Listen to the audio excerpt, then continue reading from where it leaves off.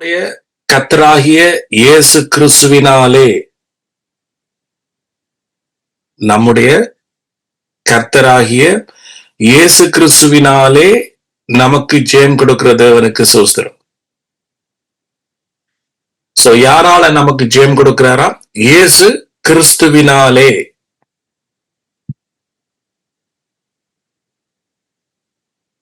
இயேசு கிறிஸ்துவினாலே நமக்கு ஜெயம் கொடுக்கிற தேவன். ஆகையால் எனக்கு பிரியமான சகோதரரே, கர்த்தருக்குள் நீங்கள் படுகிற பிரயாசம் விருதாவாயிராதென்று அறிந்து நீங்கள் உறுதிப்பட்டவர்களாயும் அசையாதவர்களாயும் கர்த்தருடைய கிரியையிலே எப்பொழுதும் பெறுகிறவர்களாயும் இருப்பீர்களா? யாருடைய கிரியையில? கர்த்தருடைய கிரியையில் எப்பொழுதும். இது இந்த சரீர பிரகாரமாக செய்யற ஊழியத்தை குறிச்சு இங்க கதைக்கப்படையில.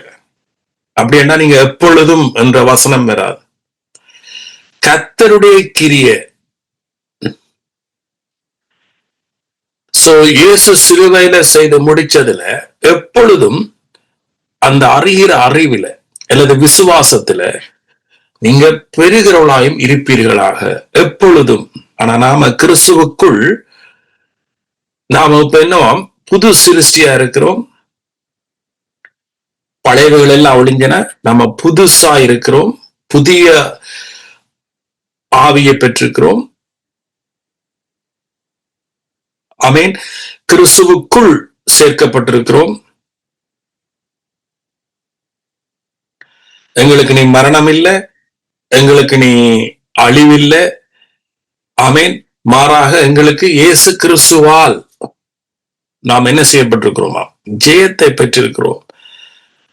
சோ ஆகவே நீங்க படுகிற பிரயாசம், நீங்க கிறிஸ்துவுக்குள்ள நீங்க படுகிற பிரயாசம், அதாவது உங்களோட விசுவாசமா இருக்கலாம், நீங்க மற்றவர்களுக்காக அவருடைய சத்திய வசனங்களை சொல்லி கொடுக்கிறதா இருக்கலாம், நீங்க நம்பிக்கொண்டிருக்கிற காரியமா இருக்கலாம். அதுல நீங்க என்னவா உறுதியாகவும் அசையாதவர்களாயும் எப்பொழுதும் அதுல என்னவா பெருகட்டாம் எப்பொழுதும். ஆமென். சோ ஆகவே கிறிஸ்துவை உங்களுக்கு நாங்க நன்றி செலுத்துகிறோம். உங்களால எங்களுக்கு வந்த ஜெயத்துக்காக நன்றி செலுத்துகிறோம். கிறிஸ்தவ வாழ்க்கை என்பது நம்முடைய கிரியையில தங்கினதல்ல. நல்வினை தீவினை எதுவும் செய்ய முதலேயே, யாக்கோவும் ஏசாவும் பிறக்கிறதுக்கு முதலேயே யாக்கோபுதான் பலத்திருப்பான் வலிமையா இருப்பான் என்று சொல்லி உலக வழக்கத்துக்கு எதிர்மறையாக அவருடைய கிருபையினால் யாக்கோபை தெரிந்து கொண்டதன் நிமித்தம் யாக்கோவனுடைய ஆசீர்வாதம் பலத்திருந்தது. சோ அதை போல இன்றைக்கு நானும் நீங்களும் இயேசு கிறிஸ்து மூலமாய், கிருபை மூலமாய் நானும் நீங்களும் தெரிஞ்சு கொள்ளப்பட்டபடியால், அழைக்கப்பட்டபடினால், சோ அதை நாமல் நம்பி விசுவாசிக்கிறபடினால் நாம இந்த பூமியில வலிமையாகவும் பலமாகவும் இருப்போம் என்கின்றது அவருடைய வாக்குத்தத்தம். ஆமென். எத்தனை பேர் சொல்றீங்க நன்றி இயேசுவே? தகப்பனே உங்களுக்கு நன்றி செலுத்துகிறோம். நன்றி. உங்களுடைய சத்தியங்களை அறிகிறதுனால எங்களோட வாழ்க்கையில நீங்க கொடுக்கிறதான ஆசீர்வாதங்கள் பலங்களுக்காய் நன்றி தகப்பனே. நன்றி இயேசுவே. நீங்கள் ஒருவரே துதிக்கும் கனத்துக்கும் பாத்திரர், மகிமைக்கும் பாத்திரர். நன்றி நன்றி. எல்லா துதியும் கனமும் மகிமையும் தருகிறோம். இன்றைக்கு இந்த இடத்துல இருக்கிற ஒவ்வொருவருக்கா நாங்க ஜெபிக்கிறோம் தகப்பனே. அவருடைய எங்களுடைய கண்களை இன்னும் திறவுங்க, எங்களுடைய இருதய கண்களை இன்னும் திறவுங்க, எங்களுடைய பார்வை இன்னும் கூர்மையாகட்டும். இயேசுவின் மூலமாய் ஜெபிக்கிறோம். ஞானம், உங்களுடைய ஞானம் ஒவ்வொருவராயும் வெளிப்படட்டும். நன்றி இயேசுவே. எல்லா துதி கன மகிமை ஒருவருக்கு. ஆமென். 1 கொரிந்தியர் 15 கடைசி 2 வசனத்தை வாசிக்கிறேன். அநேக நாட்களாக நான் இந்த வசனத்தை பாவிச்சனும் தெரியாது. இன்றைக்கு நான் பைபிளை படிச்சு கொண்டிருக்கிற பொழுது, மெசேஜ அங்க இங்கே எல்லாம் ஆராய்ஞ்சு கொண்டிருக்கிற பொழுது திரும்ப ஞாபகத்துக்கு வந்த சில காரியத்தை நான் உங்களோட சொல்றேன். அதாவது தசமபாகம் என்கின்ற காரியத்தை குறிச்சு. எப்படி இந்த தசமம் எனக்கு வந்துச்சுது என்று சொன்னா, எபிரேயரை படிக்கிற பொழுது தசமத்தை குறிச்சு 7ஆம் அதிகாரத்துல பேசப்பட்டுச்சு. சோ அப்பொழுதுதான் எனக்கு இந்த பழைய நான் கொடுத்த செய்தி எனக்கு ஞாபகம் வந்துச்சு. அதாவது தசமபாகம் ஏன் இன்றைக்கு கிறிஸ்தவர்கள் மத்தியில ஒரு பெரிய ஒரு காரியமா இருக்குது, அல்லது உலகம் மக்கள் கொடுத்தி இன்றைக்கு கிறிஸ்தவத்தை கொச்சைப்படுத்துற இதுக்கு ஒரு பெரிய காரணம் இந்த 10 தசமபாகம் கிறிஸ்தவர்கள் கட்டாயம் கொடுக்க வேண்டும் என்ற ஒரு மனிப்புலேஷன். சோ அதனால நீங்க பாத்தீங்கன்னா கிறிஸ்தவர்கள் மத்தியிலையும் பெரிய ஒரு குழப்பம், அதே நேரத்துல கிறிஸ்தவத்துக்கு வெளியில இருக்கிற மற்ற மக்களும் கொடுத்து அது என்னது 10 கட்டாயம் கூட சம்பளத்துல கொடுக்கத்தானா வேணும் என்று, அது என்ன இது ஒரு எந்த மதத்திலையும் இல்லாத மற்ற மதத்துலதான் நாம சொல்லுவோம் கடவுள் எல்லாம் சிலைகளும் நம்பிக்கை இல்லாததும் ஆக இருக்குது. ஆனா கிறிஸ்துதான் மெய்யான கடவுள், அவர் தான் நமக்காக மரிச்சு உயிர்த்தெழுந்தவர். சோ அப்படிப்பட்ட ஒரு இப்படி ஒரு மகிமையான கடவுளுக்குள்ளேயும் கட்டாயம் என்கின்ற 10 இருக்குதா என்கின்றது ஒரு பெரிய கேள்விக்குறி. சோ அப்ப இது எல்லாத்தையும் ஆழமாக ஏதோ சம்திங் இதுல இருக்குது என்று ஒரு உணர்ந்த ஒரு மனுஷன் தான் நான். சோ அதனாலதான் ஆண்டவர் என்னோட பேசுறாரோ தெரியல, தசமபாகம் என்கின்றது நான் டீப்பா போத்தான் தசமபாகம் என்றால் அது இயேசுவைத்தான் பழைய உடன்படிக்கையில மையப்படுத்தினது. இத குறிச்சு உங்களுக்கு யாருக்கும் கேள்வி இருந்தாலும் நாம் அதை என்ன செய்யலாம், இன்றைக்கு அதை ஆராய்ஞ்சு பார்க்கலாம். தசமபாகம் என்கின்றது பழைய உடன்படிக்கையில இயேசுவை மையப்படுத்தின காரணம். எப்படி ஒரு ஓய்வு நாள் இயேசுவை மையப்படுத்திச்சதோ, எப்படி ஆபிரகாமை அழைச்சு அவருக்கு கொடுத்த வாக்குத்தத்தம் கிறிஸ்துவை அங்க குறிக்கிறதோ, அப்படியாக பழைய உடன்படிக்கையில் இருக்கிற ஒவ்வொன்றும் யார மையப்படுத்தினது? இயேசுவை மையப்படுத்தினது. அதான் நான் எப்பவும் சொல்லுவேன், அந்த கண்ணோட்டத்துல நீங்க அதான் புதிய உடன்படிக்கையிலேயும் சொல்லுது, பாரமான யாவற்றையும் தள்ளிவிட்டு அல்லது பாவத்தை தள்ளிவிட்டு விசுவாசத்தை தொடக்கிறவரும் முடிக்கிறோமாகிய இயேசுவை நோக்கி என்ன செய்யுங்க, பொறுமையோடு ஓடக்கடவைகள் என்று சொல்றேன். அப்ப பழைய உடன்படிக்கையில இருக்கிற ஒவ்வொரு காரியங்களும் நோவாவினுடைய காரியமா இருக்கலாம், ஆபேலுடைய காரியமா இருக்கலாம், அல்லது ஆதியாமத்துல சொல்லப்பட்ட ஆதாமா இருக்கலாம். ஆதாம் பின் வந்தவருக்கு இயேசுவுக்கு ஒரு முன் அடையாளம். சோ அப்படித்தான் பைபிள்ல அநேக காரியங்களும் முன் அடையாளம் என்ற கண்ணோட்டத்துல நீங்க இவன் தசமபாகத்தை குறிச்சு பழைய உடன்படிக்கையில வாசிச்சால் கூட தசமபாகம் இயேசுவை மையப்படுத்தினது. முதல் பலன் என்னவாம்? முதல் பலன் அதை என்ன செய்யட்டாம், கொண்டு வரட்டாம். பண்டக சாலையில நீங்க பழைய உடன்படிக்கையில மல்லியால பாத்தீங்கன்னு சொன்னா அங்க சொல்லப்படுது என்ன, நீங்க பண்டக சாலைக்கு கொண்டு வாருங்கள் முதல் பலன். ஆமென். உங்களோட தானியத்தினுடைய முதல் பலன். சோ பழைய உடன்படிக்கையில கோதுமை தானியம் எல்லாமே என்னத்தை யார மையப்படுத்தினது? இயேசுவை. அப்ப அந்த தானியத்துல நீங்க முதல் பலனை நீங்க கொண்டு வாருங்க. அப்பொழுது அப்பொழுது வானத்தின் பலகணிகளை திறந்து நான் உங்களுடைய உங்கள் மேல இடம் கொள்ளாத அளவுக்கு ஆசீர்வாதத்தை கொண்டு வர மாட்டேனோ என்று சோதிச்சு பாருங்க. அப்ப என்ன அங்க நம்முடைய ஆண்டவர் சொல்றாண்டா, முதற் பலன் இயேசுவை அங்க மையப்படுத்துறார். நீங்க இயேசுவை கொண்டு வருவீர்களாக இருந்தா, முதல் பலனை நீங்க கொண்டு வருவீங்களா இருந்தா, அதன் ஊடாகத்தான் நான் உங்களை என்ன செய்ய போறேன், ஆசீர்வதிக்க போறேன். ஆமென். சோ அதற்காகத்தான் அவர் பண்டக சாலையில கொண்டு வாருங்கள், ஏன்னா அதுதான் என்னவாம், ஆகாரமா இருந்தது. சோ இன்றைக்கு நமக்காக முதல் பலனாக, முதல் கனியாக, முதல் பிசைந்த மாவாக நமக்காக பிதாவுக்கு கொடுக்கப்பட்டவர் யாரு? இயேசு கிறிஸ்து. அதன் ஊடாகத்தான் இன்றைக்கு நானும் நீங்களும் என்ன செய்கிறோம், ஆசீர்வதிக்கிறோம். இன்றைக்கு நம்முடைய ஆகாரம் என்ன? இயேசு கிறிஸ்து தான். என்னை ஒருவன் புசியாவிட்டால் அவனிடத்துல ஜீவன் இல்லை. நானே ஜீவ அப்பம், நானே பிசைந்த முதல் மா, நானே ஜீவ அப்பம். சோ என்னூடாக நீங்க என்ன செய்வீங்க, பிழைப்பீங்க. சோ அதனாலதான் மல்கியாவில தேவன் கோபம் கொண்டார். நீங்கள் என்னை வஞ்சிக்கிறீர்கள், நீங்கள் என்னுடைய தசம பாகத்தை, என்னுடைய இயேசுவை உங்களிடத்தில் இருந்து அகற்றி விட்டீர்கள்.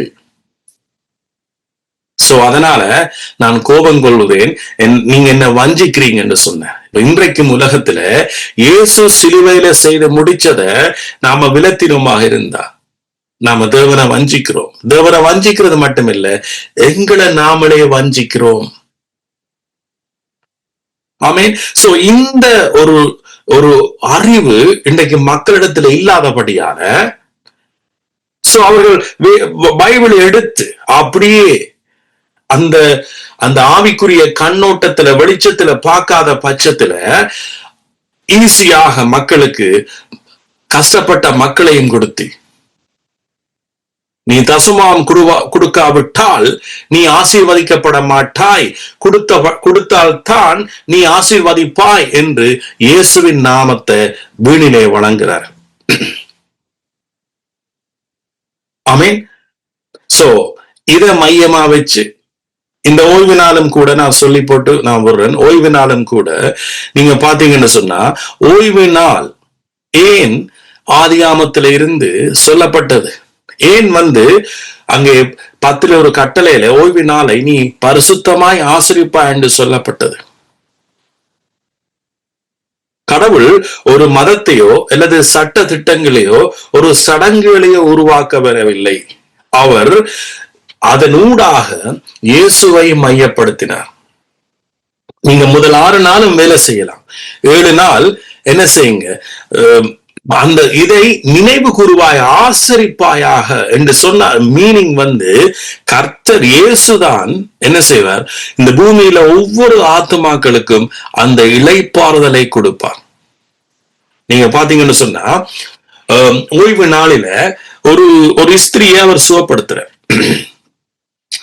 இயேசு செய்த எல்லா அநேகமான அற்புதங்களும் வியாதியஸ்கர்களை விடுதலை ஆக்கினது, கட்டில் இருந்து மக்களை எல்லாம் அவிழ்த்து விட்டது இந்த ஓய்வு நாள்ல. அப்ப அந்த காலத்துல இருந்தவர்கள் என்ன, ஜூதர்கள் வெளிப்பிரகாரமாக நியாயப்பிரமாணத்தினுடைய உள் நோக்கம் அவர்களுக்கு தெரியாது. இன்றைக்கும் அநேகருக்கு அந்த பைபிளுடைய இயேசுனுடைய உள் நோக்கம் தெரியாது. அவருடைய இரக்கத்தையும் அவருடைய உடன்படிக்கையும் மக்கள் புரிஞ்சு கொள்ளல. ஜஸ்ட் அவர்கள் வெளி தோற்றத்தை, வெளி பிரகாரமான சடங்குகளைத்தான் ஆசரிக்கிறார்கள். சோ அப்படி அது மோசமான ஒரு நிலைமையில இருந்தவர்கள் ஜூதர்கள். அவர்கள் ஒரு மனுஷன் ஓய்வு நாள்ல விடுதலை ஆக்கப்பட்டதை குறித்து அவர்கள் கவலைப்படையில, சந்தோஷப்படையில. ஓய்வு நாளில ஒரு மனுஷனை கட்டிலிருந்து அவிட்டது அந்த ஓய்வு நாள்ல ஏன் இந்த வேலை செய்தா என்றுதான் அவர்கள் குற்றப்படுத்தினார்.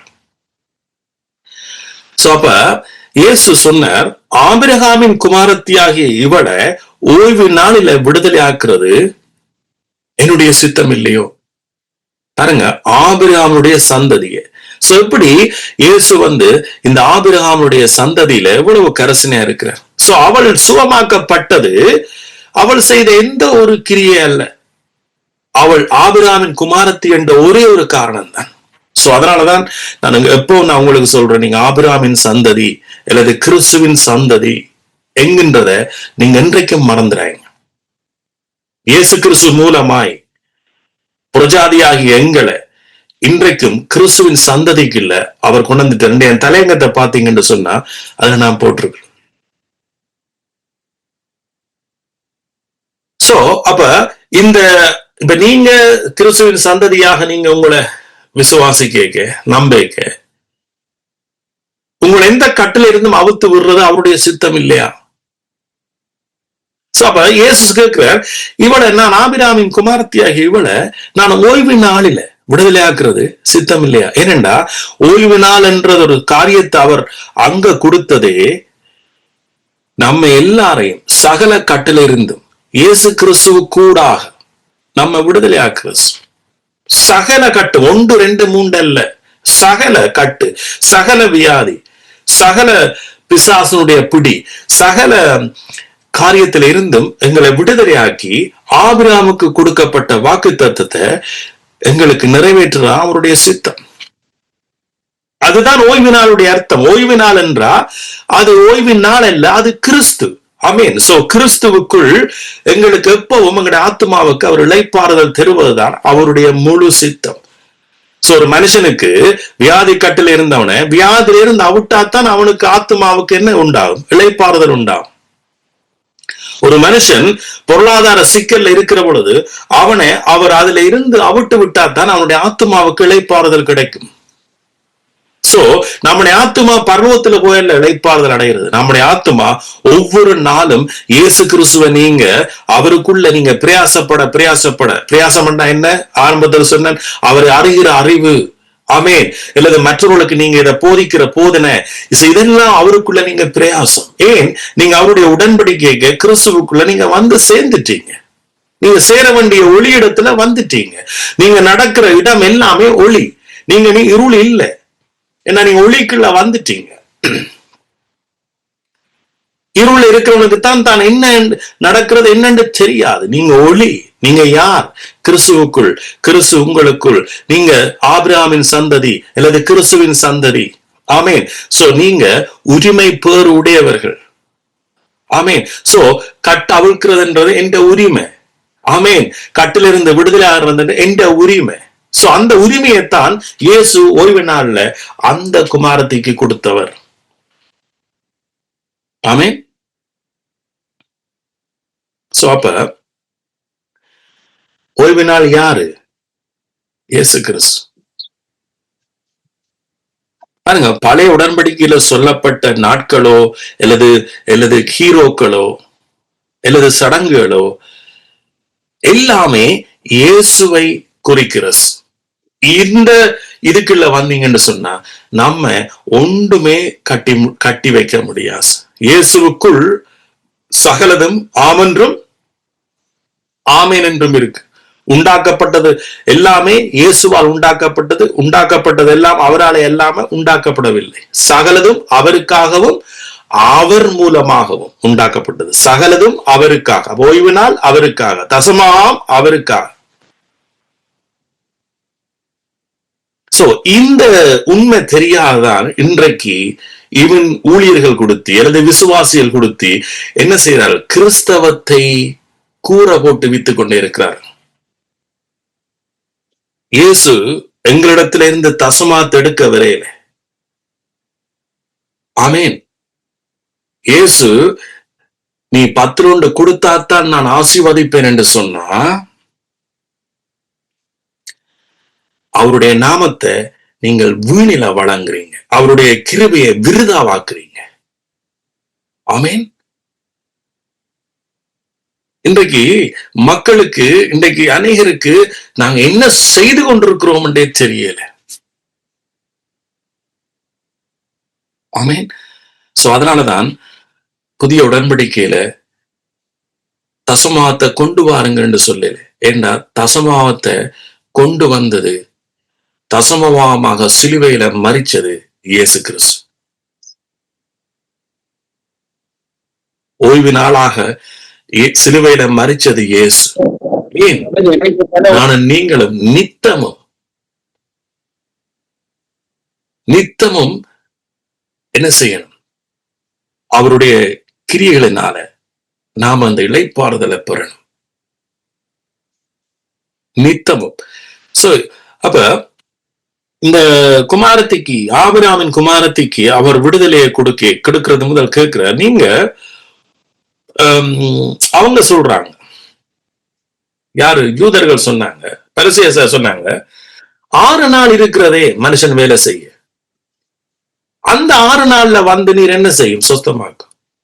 இவங்க நினைக்கிறாங்க இந்த வியாதியில இருந்து அல்லது கட்டுல இருந்து மனுஷனுக்கு விடுதலை கொடுக்கிறது இது மனுஷனுடைய வேலையாக நினைக்கிறாங்க.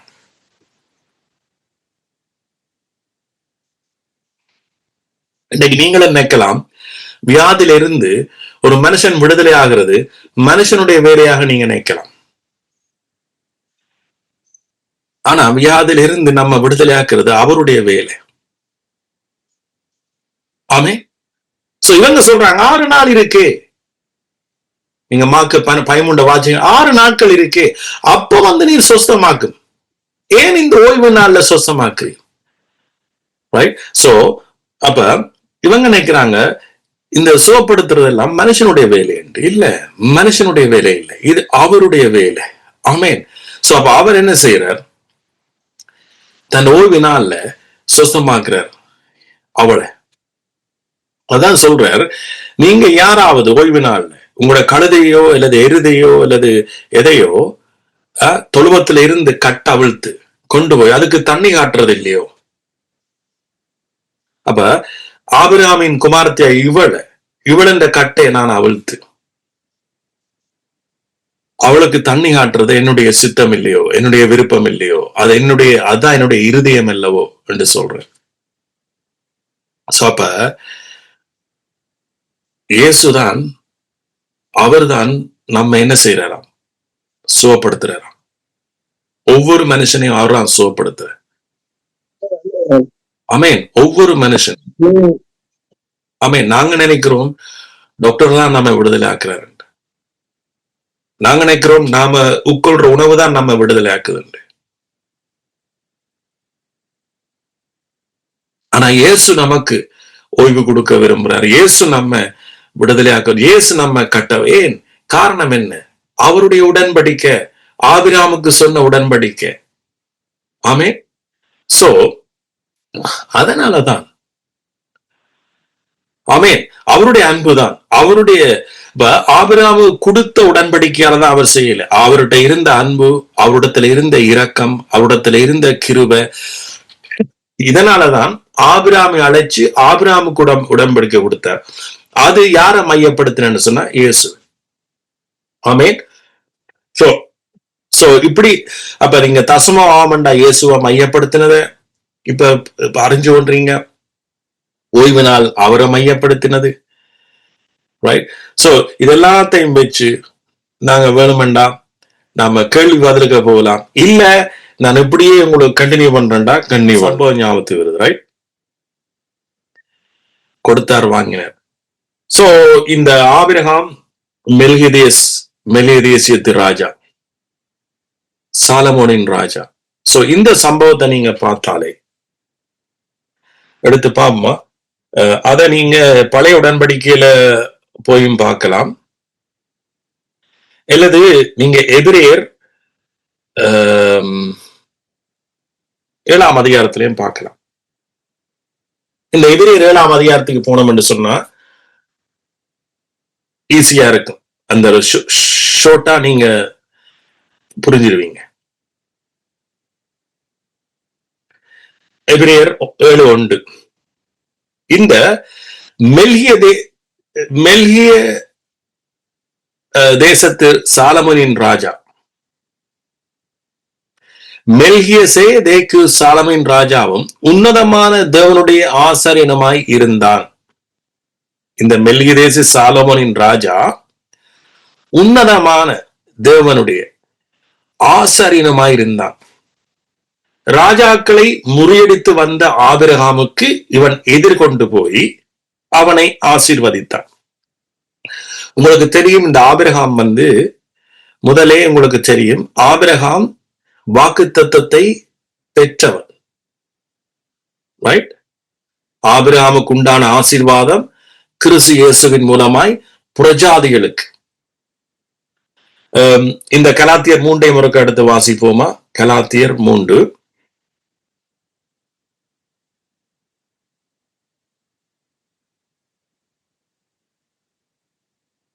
கலாத்தியர் 3. இந்த புது மொழிபெயர்ப்பிலையும் நான் அடுத்து வாசிக்க போறேன். கலாத்தியர் 3 14வது வசனம். கலாத்தியர் 3:14. ஆபிரகாமுக்கு கிடைத்த ஆசீர்வாதம் அல்லது ஆசி இயேசு கிறிஸ்துவின் வழியாய் புற இனத்தாருக்கும் கிடைக்கவும் வாக்களிக்கப்பட்ட தூய ஆவியை நாம் நம்பிக்கையின் வழியாய் பெற்றுக் கொள்ளவுமே இவ்வாறு செய்தார். பாருங்க, இப்ப போன கிழமையெல்லாம் நான் சொன்னேனே, ஆசீர்வாதம் என்பது தனிய ஆவிக்குரிய ஆசீர்வாதம் அல்ல, ஆவிக்குரியதும் அல்லது ஜீவனத்துக்கும் பக்தி விருத்திக்கும் வேண்டிய ரெண்டையும் அங்க உள்ளடக்கப்பட்டிருக்கு. சோ அதே போலதான் எவ்வளவோ காலமாக இன்றைக்கு சில மக்கள் தனிய உலக ரீதியான ஆசீர்வாதம் என்று சொல்லலாம், அல்லது தனிய ஆவிக்குரியன்னு சொல்லலாம். இல்ல, நமக்கு தேவையான அத்தனை ஜீவனத்துக்கும் தேவ பக்திக்கும். அதைத்தான் இங்க பாருங்க, எவ்வளவு அழகாக 2 மொழிபெயர்ப்பிலும் எழுதப்பட்டிருக்கு. ஆபிரகாமுக்கு கிடைத்த ஆசி. புதிய உடன்படிக்கையில சொல்லப்படையில ஆவிக்குரிய தனிய ஆபிரகாமுக்கு கிடைத்த ஆசி. ஆபிரகாமுக்கு கிடைத்த ஆசி, அவனுக்கு என்ன கிடைச்சதோ அந்த சேம் ஆசீர்வாதம். ரைட்? ஆபிரகாமுக்கு கிடைத்த ஆசீர்வாதம் இயேசு கிறிஸ்துவின் வழியாய் பிற இனத்தாருக்கும் கிடைக்கவும் வாக்களிக்கப்பட்ட தூய ஆவியை. இப்ப ஆபிரகாமுக்கு இந்த தூய ஆவி கிடைக்கல, ஆனா ஆபிரகாமுக்கு சொல்லேக்க அவர் 2ஐயும் சேர்த்துத்தான் சொன்னது. ஆபிரகாம் இந்த ஆவிக்குரியதை அண்டைக்கு பெறல, ஆனா நாம இன்றைக்கு ஆபிரகாமுக்கு கிடைச்சதையும் பெற்று தூய ஆவியையும் நாம் என்ன செய்திருக்கிறோமா? வாக்கு தத்தத்தின் ஊடாக பெற்றிருக்கிறோம். சோ அதனால இன்றைக்கு இயங்குற சில சபைகளை பார்த்தீங்கன்னு சொன்னா, இந்த பரிசுத்தாவியை பெறறதுக்கு படுற பாடு நீங்க பார்க்க மாட்டீங்க. கிடந்து பிறண்டு உருண்டு ஜெபம் பண்ணி உபாசிச்சு 4 நாள் தொடர்ச்சியா கூட்டத்துக்கு போய் என்ன செய்யறாங்க? பரிசுத்தாவியை பெற முயற்சிக்கிறார்.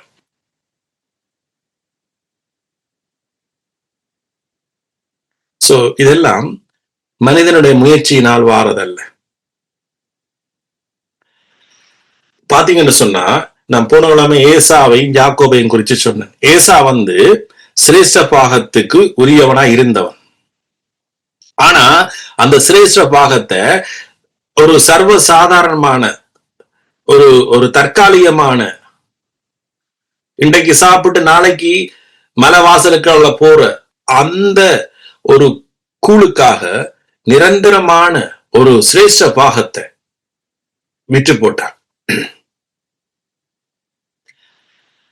சோ அதற்கு முதலே ஆண்டவர் சொல்லியிருந்தார், ஏசாவை விட யாக்கோபு வலிமையா இருப்பான், மூத்தவனோட இளையவன் வலிமையா இருப்பான். காரணம் இங்க ரோமன்ல சொல்லப்படுது என்ன? தெரிஞ்சு கொள்ளப்பட்டவர் கிருபையால் நிலைச்சிருக்கும்படிக்கு. இப்ப உலக வழக்கத்தின்படி, அந்த காலத்து மரபு வழக்கத்தின்படி முதல் பிள்ளைக்குத்தான் சிரேஷ்டபாகம் போகும். அந்த சிரேஷ்டபாகம் வச்சிருக்கிறதன் படிதான் அவர்களுடைய ஆசீர்வாதம் போகும். ஆனா இங்க இவனுடைய இருதயம் என்ன? அதை விரும்பல. ஏசாவுடைய இருதயம் அதை விரும்பல. சோ அதனால அவன் என்ன செய்துட்டான்? வித்துட்டான். கொடுத்துட்டான். என்னத்துக்கு? சர்வசாதாரண ஒரு கூழுக்கு. ஆனா ரெபேக்காளுக்கு ஆல்ரெடி தெரியும். என்ற ரெபேக்காளுக்கு ஆண்டவர் சொல்லிட்டார், மூத்தனோட இளையவன் வலிமையா இருப்பான், மூத்தவன் இளையவனை சேவிப்பான், இதெல்லாம் சொல்லிட்டு. சோ அதனால ரெபேக்காளன் தைரியமா என்ன செய்யறாள்? யாக்கோபுக்கு பிரியமா இருக்கிறாள், யாக்கோபு மேல பிரியமா இருக்கிறாள். ஆனா அந்த ஏசா பாத்தீங்கன்னா அவன் வில் வித்தையில வல்லவன். ஏசா என்னத்தை பாயிண்ட் பண்றான்னு சொன்னா, தான் தன்னுடைய பலத்தால நான் நிற்பேன். ஆனா யாக்கோபு ரெபேக்காளுடைய பலத்துல, ரெபேக்காள் அவளுக்கு அந்த சமையலை செய்து கொடுத்து அங்க என்ன செய்யறாள்? ஆசீர்வாதத்தை, தாப்புடைய ஆசீர்வாதத்தை பெறத்துக்கு அங்க முழு உதவியும் செய்யறாள். ரைட்? அங்க ஆசீர்வாதம் யாக்கோபு போஸ். அப்புறம் அதுக்கு பிறகு பாத்தீங்கன்னா யாக்கோபின் தேவன் என்று அங்க சொல்றேன். ஆமே. சோ அப்ப இது எவ்வளவு மிக முக்கியமானது சம்பவம்ன்றதை நீங்க என்ன செய்யணும்? அறிஞ்சு கொள்ளணும். சோ ஆண்டவர் எங்க நிக்கிறார், அவருடைய காரியம். அப்ப இது எல்லாத்தையும் நீங்க மனசுல வச்சு நீங்க பாருங்க. யாக்கோபுடைய ஆசீர்வாதத்தை நீங்க பார்க்க மாட்டீங்க.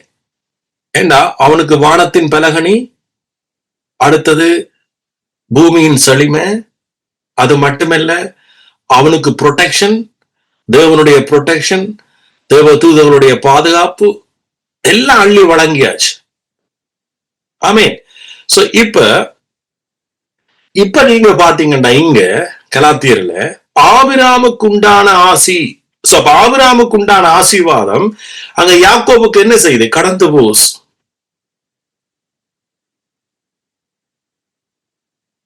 ரைட். இப்ப இன்றைக்கு எனக்கும் உங்களுக்கும் கடந்து வந்திருக்கா இல்லையா? கடந்து வந்திருக்கு. யாருடா? இயேசு கிறிஸ்து மூலமாய். ஆமென். அப்ப பழைய உடன்படிக்கையில இருந்த ஏசா யாக்கோபு மாறி இந்த புதிய உடன்படிக்கையில இல்லை. அதுக்குத்தான் நான் ஒரு வசனத்தை வாசிக்க போறேன். எப்படின்னா, சிலர் நீங்க யோசிக்கலாம், ஓகே அப்ப எந்த ஃபேமிலியிலையும் இதே மாதிரி தான் நடக்குமா? மூத்த குமாரனுக்கு ஆசீர்வாதம் போகாது, அல்லது மூத்த மகளுக்கு போகாது, இளையவனுக்கு தான் போகும் என்று சிலர் நீங்க இன்னும் சந்தேகத்தோட இருக்கலாம். No no no no no no no. அது நான் திரும்ப திரும்ப உங்களுக்கு சொல்றேன். ஏனென்றா இப்படியான செய்திகளை சொல்லிக்க இந்த சிலவேளை பிள்ளைகளை பாதிக்கும். அதுக்குத்தான் இயேசு வந்துட்டார். என்ன பழைய உடன்படிக்கை எல்லாமே இயேசுவை மையப்படுத்தினது. இயேசு கிறிஸ்து வந்த பிறகு ஆணென்றும் பெண்ணென்றும் இல்லை, அடிமை என்றும் சுயாதீனன் என்றும் இல்லை, மூத்தவன் இளையவன் என்று இல்லை.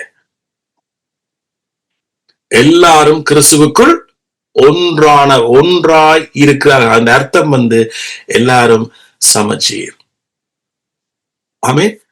அத வாசிப்போமா? இப்ப இத நீங்க பாத்துட்டீங்க, ரைட்? இத என்ன பாத்துட்டீங்க? 14வது வசனம், ஆபிரகாமுக்கு கிடைத்த ஆசி இயேசு கிறிஸ்துவின் வழியாய் புற இனத்தவர். யார் புற இனத்தவர்? நாங்க.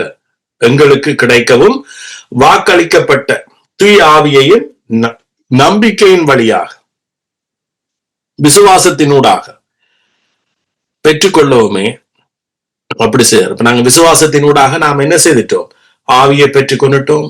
ஆபிரகாமுடைய ஆசீர்வாதத்துக்கும் நாம உரிமையானவர்களாக மாற்றப்படட்டும். ரைட். இப்ப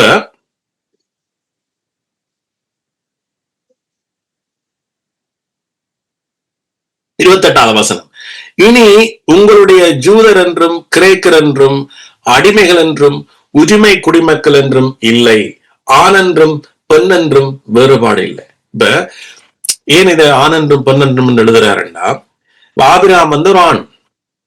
அப்ப சில மனைவிமார் நினைக்க கூடாது, ஆபிரகாமுக்கு தான் உடன்படிக்கை, நமக்கு இல்லை என்று. ஆணுக்குத்தான் உடன்படிக்கை, நமக்கு இல்லை. அதனாலதான் வசனம் தெளிவாழுதப்பட்டு ஆண் என்றும் பெண் என்றும் இல்லை. அல்லது இனி நான் அடிமை, நான் ஏசாவை போலவோ, என் ஆசீர்வாதம் இல்லாம இருக்கு, நான் ஏசாவை போலவோ, நான் எங்கேயோ தவறு விடுறேனோ? இல்ல, நீங்க விசுவாசிக்கிறதுலதான் தவறு விடுறீங்களே ஒழிய இயேசு ஆணென்றும் பெண்ணென்றும் அடிமை என்றும் சுயாதீனென்றும் யாரென்றும் ஒரு வித்தியாசம் காட்டாம, மூத்தமான் என்றும் இளையமாவன் என்றும் ஒரு வித்தியாசமும் காட்டாம, அல்லது நடுமான் என்றும் ஒரு வித்தியாசமும் காட்டாம, கிறிஸ்துவுக்கூடாக எல்லாரையும் சமச்சீராக அவருடைய வாக்கு தத்தத்தை பெறத்துக்கு சொந்தக்காரரா மாற்றிட்டார். ஆமென்.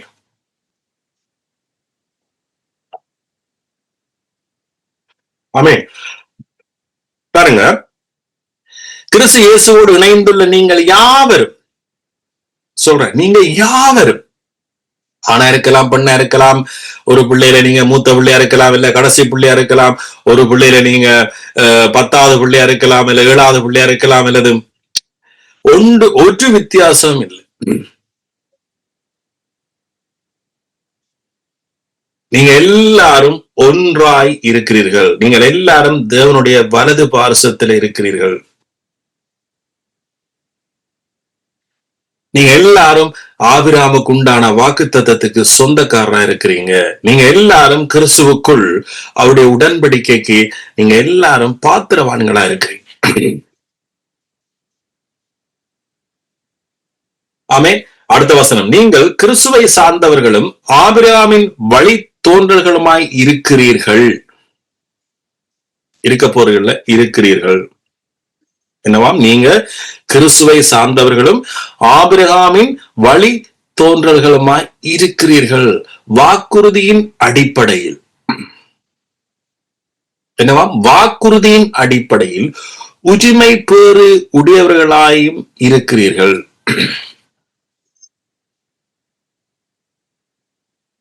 ஆமென். சோ இப்ப இன்றைக்கு அநேக மக்கள் நீங்க யோசிக்கலாம், ஓ நான் இன்றைக்கு கிறிஸ்துவ நான் ஆரம்பத்துல சொன்னேனே, இன்றைக்கு இப்ப தசமாத்தை கொடுக்கறதான நாம் ஆசீர்வதிக்கிறேன். நோ, ஆபிரகாம் ஏற்கனவே வாக்குறுதி பெற்றுட்டார். இப்ப நான் அதை சொல்லத்தான் நீ போறேன். ஆபிரகாம் ஏற்கனவே வாக்கு தத்தத்தை பெற்றுட்டான். அந்த வாக்கு தத்தத்தை பெற்றபடியாத்தான் ஆபிரகாம் அவனும் அவனுடைய சந்ததிகளும் அப்படியே அந்த மரபு வழியால ஆசீர்வாதம் இயேசு கிறிஸ்து மட்டும் வந்துட்டே இருந்துச்சு.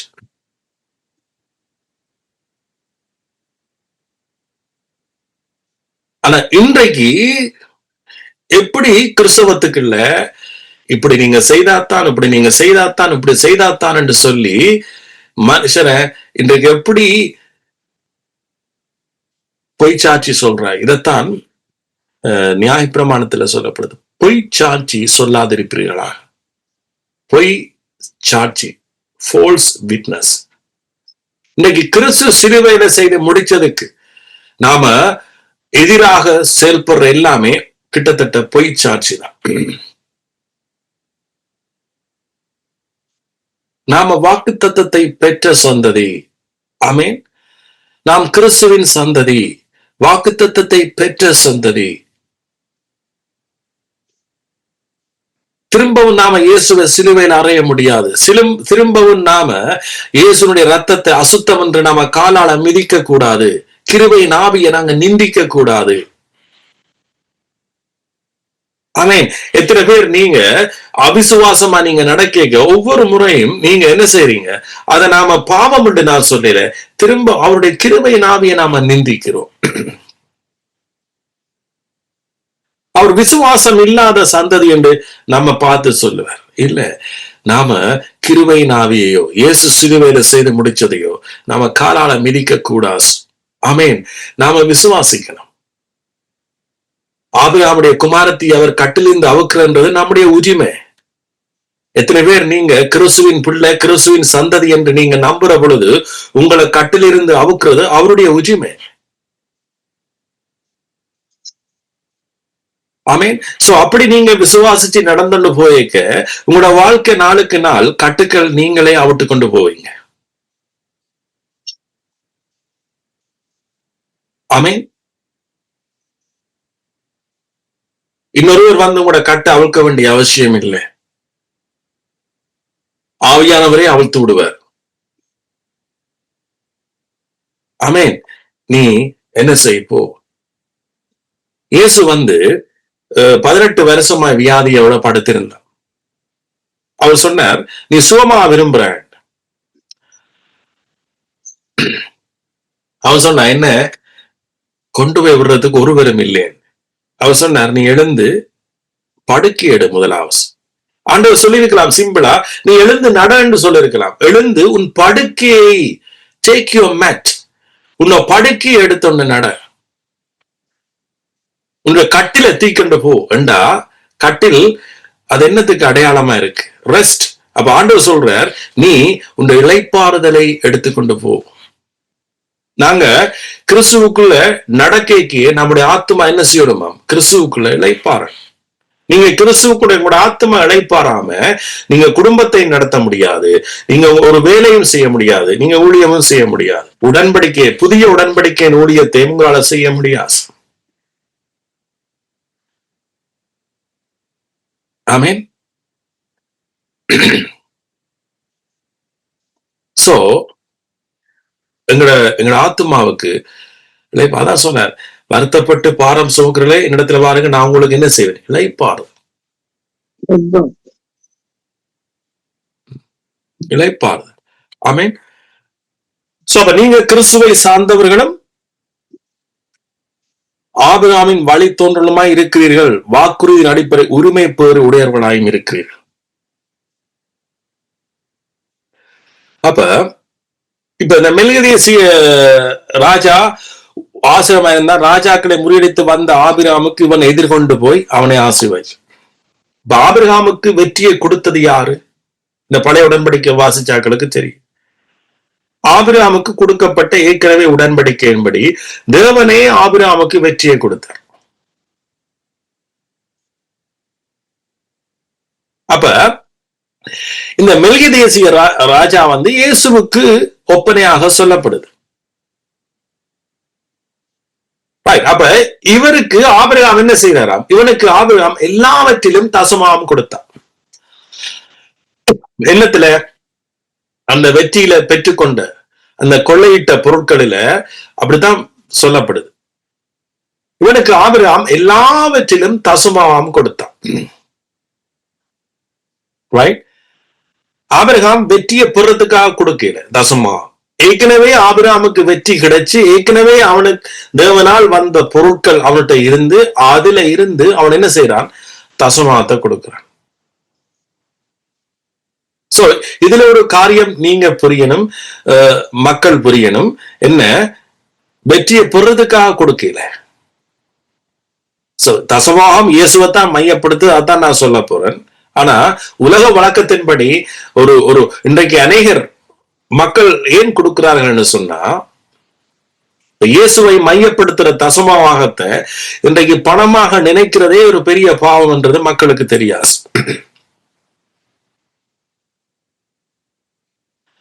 நாங்க இன்றைக்கு பெற்றுக்கொள்ற பணம் கொடுத்தி அது எப்படி பெறோம்ன்றதே ஒரு மனுஷனுக்கு தெரியாது. ஒரு பரிசுத்தமான சொல்லப்பட்ட தசமவாகத்தை நாம இன்றைக்கு பணமாகவும் அதை கொண்டு வருங்க, இல்லது தேவன் உங்களை சவிப்பார் என்று சொல்றதும் தேவனுக்கு விரோதமான ஒரு பெரிய பாவம் என்பதை இன்றைக்கு மக்களுக்கு தெரியாது, இந்த அநேக சபைகளுக்கு தெரியாது. சிம்பிளா பாருங்க, நாங்க அதுல இருந்து வெளியில வந்ததே எங்களுடைய ஆசீர்வாதம் எப்படி தானாக வந்தது பாருங்க. ரைட். அப்ப இவர் தசமாவம் கொடுக்கிறார். இந்த தசமாவம் எந்த ஒரு கட்டளையிலையும் இருந்ததில்லை. ஆண்டவர் ஒரு கட்டளையாக கொடுத்ததும் இல்லை. ரைட். ஆனா ஆபிரகாம் கொடுக்கிறான் பாருங்க. சோ அப்ப இதுல என்ன விளங்குது? இதுல என்ன ஒரு கட்டளை இல்லை, ஒன்றும் இல்லை. ஆனா வெற்றி பெற்றதுல ஆபிரகாம் கொடுக்கிறான் என்றா, ஆபிரகாம் தெரியும், ஆபிரகாமுக்கு தெரியும் வெற்றி என்னால வந்ததில்லை, ஜெயம் என்னால வந்ததில்லை. நான் இந்த மீட்டிங்ல ஸ்டார்ட்ல என்ன சொன்னேன்? கர்த்தரால் நாம் என்ன செய்யப்பட்டோம்? சகலத்தையும் ஜெயிக்கிறோம் என்று சொல்றோம். சோ அப்ப இவன் தசமாத்தை கொடுத்தான். இவனுடைய முதற் பேராகிய மெல்கிதேசிக் என்பதற்கு நீதியின் ராஜா. எத்தனை பேருக்கு தெரியும் நீதி? நம்முடைய நீதி யாரு? இயேசு கிறிஸ்து. அப்ப யார் இங்க மையப்படுத்துறார்? இயேசுவை. அப்ப நீதியின் ராஜா என்றும், பின்பு சாலமோனின் ராஜா என்பதற்கு சமாதானத்தின் ராஜா. அப்ப நமக்கு இன்றைக்கு சமாதானத்தை தந்தது யாரு? இயேசு. பிதாவுக்கும் நமக்கும் இடையில எந்த ஒரு நடிச்சுவரும் இல்ல, சமாதானம். பாவம் நடிச்சுவரா இல்லை, நாம அவரோட ஒன்றா சேர்க்கப்பட்டுட்டோம். அப்ப இந்த இந்த வெற்றி இந்த மெல்கிதேசிய ராஜாவால தான் வந்தது. அதை அடையாளப்படுத்துறான் ஆபிரகாம். இங்க இன்றைக்கு பூமியில எனக்கோ உங்களுக்கோ வெற்றி எதால வந்தது? இயேசு தசமமாகவும் காணிக்கையாகவும் அங்கே சிறுவையில கொடுக்கப்பட்டதனாலதான் இன்றைக்கு நானும் நீங்களும் சகலதில் இருந்தும் என்ன செய்யறோம்? வெற்றியை பெறுறோம். பிசாசு கொள்ளையாடி வச்சிருந்ததால உங்களோட சுகமா இருக்கலாம், பிசாசு கொள்ளையாடி வச்சிருந்ததான உங்களுடைய தரித்திரங்களா இருக்கலாம். அதாவது தரித்திரம் என்று சொன்ன கொள்ளையாடி வச்சிருந்தா அதுல இருந்து வர வேண்டிய சமாதானங்களை, அதுல இருந்து வர வேண்டிய ஆசீர்வாதங்களை எல்லாம் பிசாசு இன்றைக்கு திருடி வச்சிருந்தது. மக்களுக்கு தெரியாது. இன்றைக்கு உங்களுக்கு கிடைக்க வேண்டிய உரிமையை பிசாசு கொள்ளையாடி வச்சிருந்தது. அதைத்தான் ஆபிரகாம் மீட்டு கொண்டு வார். யாரால மீட்டு கொண்டு வாரான்? மெல்கிதேசிய முறைமையின்படி மெல்கிதேசிய ராஜா என்ன செய்யறார்? யுத்தத்தில் ஆபிரகாமுக்கு வெற்றி கொடுக்க ஆபிரகாம் என்ன செய்யறான்? தன்னுடைய காரியம் எல்லாத்தையும் மீட்டு கொண்டு வாரான். சோ அதற்கு அடையாளமாக அவன் தசமாத்தை கொடுக்கிறான். யாருக்கு தசமாம் கொடுத்தான்? மெல்கிதேசிய ராஜாவுக்கு. சோ அவன் இன்றைக்கு இருக்கிற சபையிலேயோ அல்லது வேற எங்கேயோ தசமாத்தை கொடுக்கல. ஒரு நபருக்கு கொடுக்கிறான், அது ராஜாவுக்கு கொடுக்கிறான், இயேசுவுக்கு கொடுக்கிறான், பிதாவுக்கு கொடுக்கிறான்னு சொல்லுவோமே. சோ இவன் தகப்பனும் தாயும் வம்சவராலும் இல்லாதவன். யார்? இந்த மெல்கிதேசிய ராஜா. இவன் நாட்களின் துவக்கமும் ஜீவனும் முடிவும் இல்லாதவன். இயேசு அல்பாவும் ஒமேகாவும், அவருக்கு ஆதியும் அந்தமும் இல்லை. ரைட்? சோ தேவனுடைய குமாரனுக்கு ஒப்பானவனாய் என்றென்றைக்கும் ஆசரனாய் நிலைத்து. வசனமே சொல்லுது, தேவனுடைய குமாரனுக்கு ஒப்பாகத்தான் அங்கே இருந்தான். இவர் எவ்வளவு பெரியவனாய் இருக்கிறான் பாருங்க. கோத்திரத்தவனாகிய ஆபிரகாம் முதலாய் கொள்ளையிட்ட பொருட்களில் இவனுக்கு தசமம் கொடுத்தான்.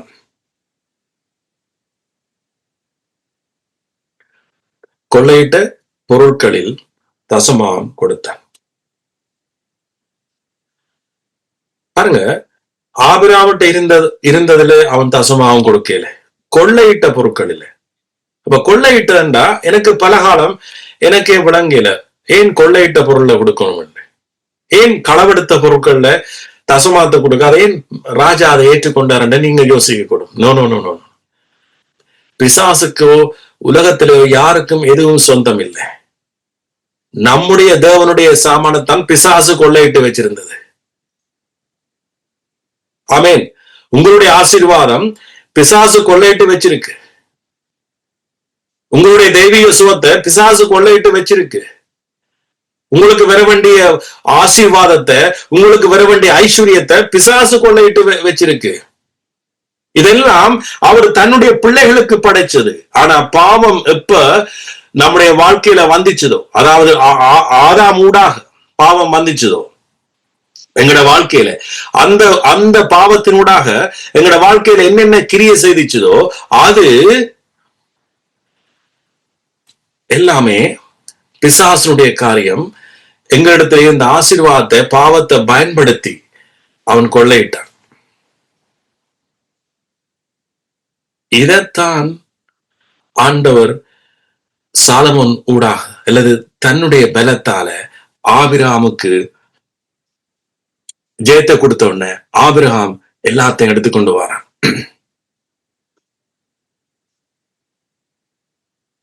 ஆமீன்.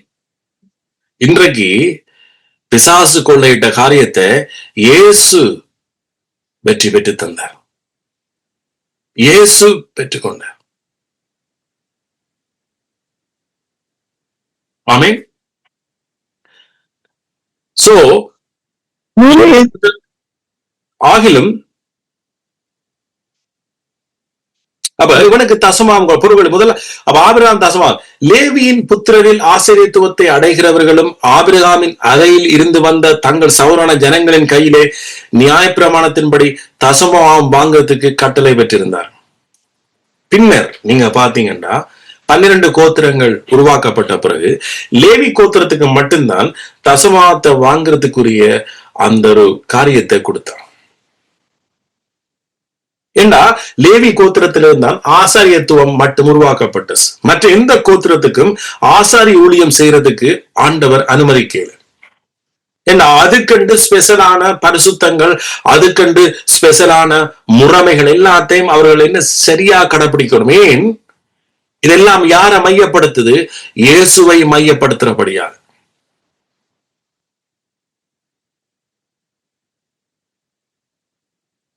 சோ அவர்களுக்கு தெரியும் தசமாகம்டா எப்படி இருக்கணும் என்று. ரைட்? அவர்களுக்கு ஆகிலும் அவருடைய வம்ச வரிசையில் வராதவனாகிய இவன் யாரு? மெல்கிதேசிய ராஜா அவனுடைய வம்சத்துல வரையில இவன் ஆபிரகாமின் கையிலே தசமாம் வாங்கி வாக்குத்தத்தங்களை பெற்றவனை ஆசீர்வதித்தான். அப்ப ஆபிரகாமுக்கு ஏற்கனவே வாக்குத்தத்தம் கொடுக்கப்பட்டாச்சு. சோ அந்த வாக்குத்தத்தத்தை பெற்றபடியாத்தான் ஆபிரகாம் ஆசீர்வதிக்கப்பட்டது. அவன் கொள்ளையாடின பொருட்களை, பிசாசு கொள்ளையாடினதை திரும்ப மீட்கிறான். ஆபிரகாமுடைய பலத்தால மீட்கல, தேவனுடைய பலத்தால மீட்கிறான். அப்ப இங்க ஆபிரகாம் அதை உணர்ந்தபடியால இந்த இது இயேசு கிறிஸ்துவாலதான் இந்த மீட்பு நடந்தது. பின்னர் வரப்போற மக்களும் கூட இயேசு கிறிஸ்து தசமமாக கொடுக்கப்பட போறபடியாலதான் முதல் பிசைந்தமா பரிசுத்தமா இருக்கும். அந்த முதல் 10 பங்கு அல்லது முதல் பேரு அல்லது முதல் கனி யாரண்டா? இயேசு. இவராலதான் உலகத்திலே இருக்க ஒட்டுமொத்த மக்களும் சகல ஜாதிகளும் விடுதலையாக்க போறார்கள் தெரிஞ்ச ஆபிரகாம் என்ன செய்யறான்? தசமாத்தை கொடுக்கிறான். அப்ப மெல்கிதேசிய ராஜாவும் வாங்குறார். ஆமீன்.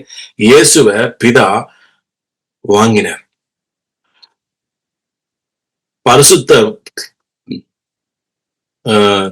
கனியாக முதல் பலனாக தன்னுடைய குமாரனையே பிதா வாங்குறார். நம்முடைய பணத்தை அவர் வாங்கல.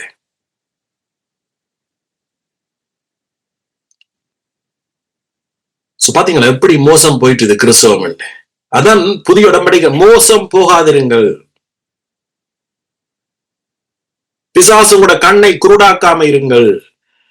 மற்றவர்களுக்கு நன்மையானதையே பேசுங்கள், நன்மையானதையே சொல்லுங்கள், கிறிஸ்துவை பிரஸ்தாபப்படுத்துங்கள். ஆனா இன்றைக்கு பொருளாசைக்கும் பண ஆசைக்குமாக மக்கள் அநேகர் வஞ்சிச்சிட்டார்.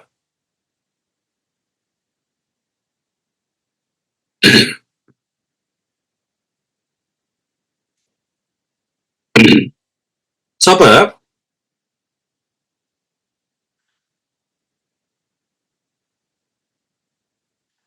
உங்களாம் வசனத்தை பாருங்க. 10வது வசனம். சொல்லி தசமாகம் வாங்குற அவனும், தசமாகம் வாங்குற அவனும் யாரு? மெல்கிதேசிய ராஜா. அவனும் ஆபிரகாம் மூலமாய் தசமாகம் கொடுத்தான் என்று சொல்லலாம். இங்கதான் பாயிண்டே இருக்கு. நாங்க தசமாகம் கொடுக்கறத பற்றி தானே இன்றைக்கு உலகம் பேசுது. சோ அது கொடுத்தி அது ஒரு பிழையான உபதேசம். அது கொடுத்தி இன்றைக்கு பணத்தை கொண்டு வந்து ஏழை மக்களையும் கொடுத்தி மனிப்புலேட் பண்ணக்கூடிய, ஏழை மக்களையும் கொடுத்தி வஞ்சிக்கக்கூடிய ஒரு உபதேசம் இப்படி இருக்குது. ஆனா இங்க பாத்தீங்கன்னா தசமாம் வாங்குற அவனும் மெல்கிதேசிய ராஜா ஆபிரகாமின் மூலமாய் தசமாம் கொடுத்தான் என்று சொல்லலாம்.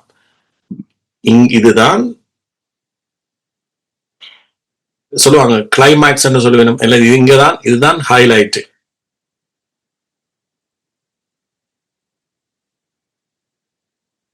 தேவன் தசமமாம் கொடுத்தார்.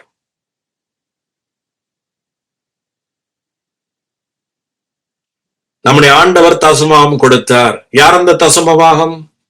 அது இது தசமபாகம்? அதைத்தான் மல்கியால சொல்லப்பட்டது. நீங்க என்ன வஞ்சிக்கிறீங்க, என்னத்தினால் என்று கேட்கிறீங்க, தசமபாகத்திலும் காணிக்கையிலும் தானே என்று சொன்னார். மற்றதுல மக்கள் வஞ்சிக்கலையா?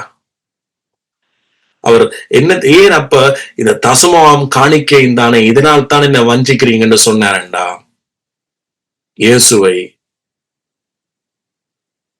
விளக்கிட்டீங்க. என்னுடைய மகனை உங்களிடத்துல இருந்து இஸ்ரவேல் நீங்க எடுத்துட்டீங்க.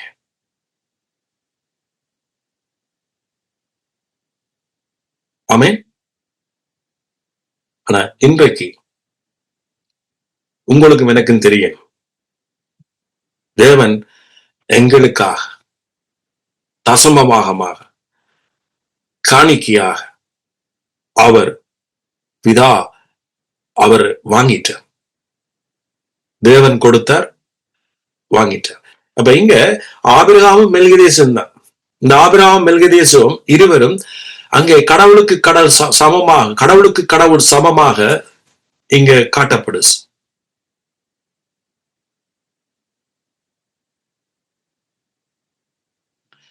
இத புரியாம இன்னைக்கு கிறிஸ்தவம் அப்படியே கூறு போட்டு கொண்டு போயிட்டு,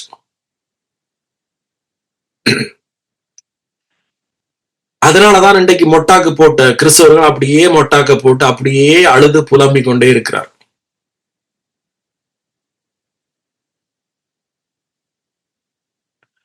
கொடுத்து கொடுத்து இன்னைக்கு மக்கள் ஏமாற்றியே போறார்.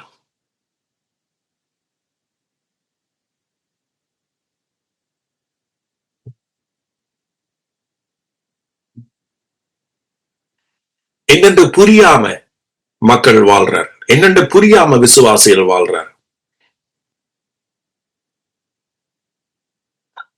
ஆனா இதே நேரம் நான் இன்னும் பெருசாக சொல்லுவேன், அதை மட்டும் தயவு செய்து புரிஞ்சிருங்க.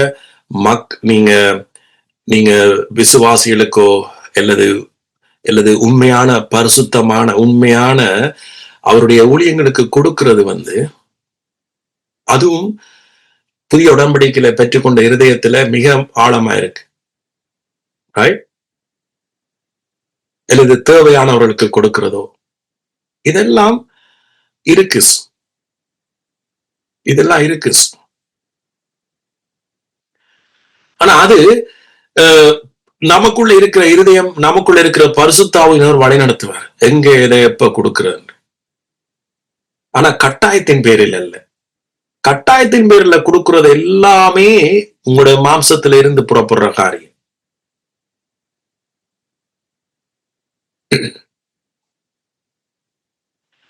ஆமென். அதுவும் ஆதி திருச்சபையில ஒரு சபையில இருந்து இன்னொரு சபை, அது விசுவாசிகளுக்கு, கஷ்டப்பட்ட விசுவாசிகளுக்கு கொடுத்திருக்கிறார். ஆமென். ஆனா தசமபாகம் அல்ல. தசமபாகம் பேர் அவர்கள் பயன்படுத்தல. ஏன்?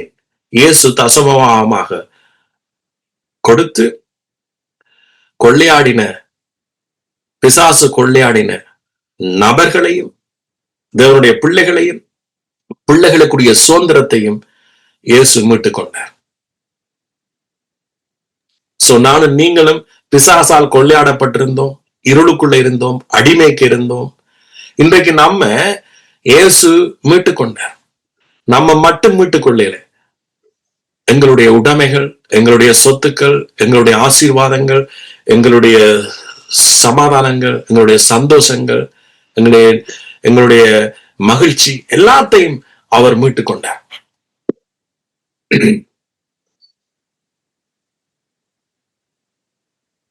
ஆமென். சோ நீங்க எவ்வளவு பாக்கியவான்கள் என்பதை யோசிச்சு பாருங்க. எவ்வளவுக்கு நீங்க அவருக்குள்ள கொண்டு வரப்பட்டு எவ்வளவுக்கு நீங்க ஒரு ஒரு உரிமை உடைய மக்களா, உரிமை பேரானவர்களா. சோ இப்ப பாருங்க, இந்த இந்த வசனத்தை நான் திரும்ப வாசிக்கிறேன்.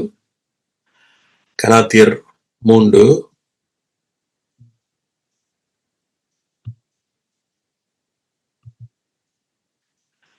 எங்கட வளமையான மொழிபெயர்ப்பிலேயே வாசிக்கிறேன்.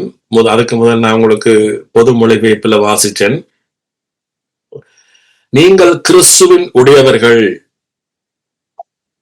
நீங்க கிறிஸ்துவின் உடையவர்களாய் இருக்கிறபடியால் ஆபிரகாமின் சந்ததியாரும் வாக்குத்தத்தத்தின் படியே சுதந்திரமாய் இருக்கிறீர்கள். அதாவது உரிமை பேரானவர்களாய் இருக்கிறீர்கள், இருக்க போறீர்கள்ல இருக்கிறீர்கள். இதுதான் உங்களுடைய ஜதார்த்தமான உண்மை.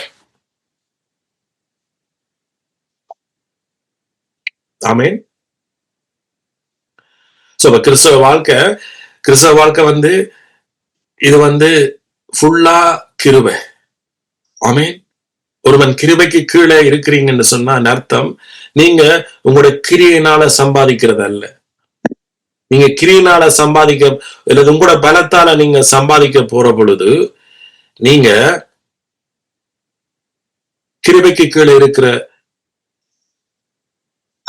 உடையவனாக இல்லை. நீங்க சீர்கட்டு போறீங்க. அல்லது நாம் ஒரு கும்பலையை நாம சீர்கட்டவனாக மாற்ற முடியும். நான் இன்றைக்கு ஒரு நியாயப்பிரமாண போதகனா இருப்பேனா இருந்தா நான் எனக்கு கீழே இருக்கிற அவ்வளவு கும்பலையும் அவ்வளவு ஜனங்களையும் ஒரு சீர்கட்ட ஜனங்களாக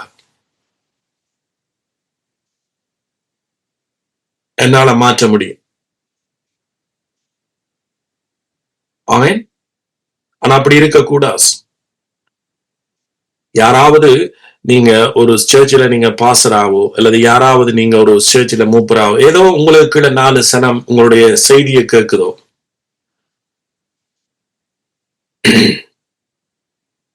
உங்களோட வீட்டுக்கும் உங்களோட குடும்பத்துக்கும் சாபம் பெறாதபடிக்கு நீங்க என்ன செய்யணும்? நாம மனம் திரும்பி பாருங்க. அந்த ஏசா அவன் தன் சிரேஷ்ட புத்திரத்தை வித்த பிறகு மனம் திரும்பி தேவைப்பட்ட போய் அழுகிறான். அப்பா உங்களிடத்துல ஒரு ஆசீர்வாதமா இருக்கு.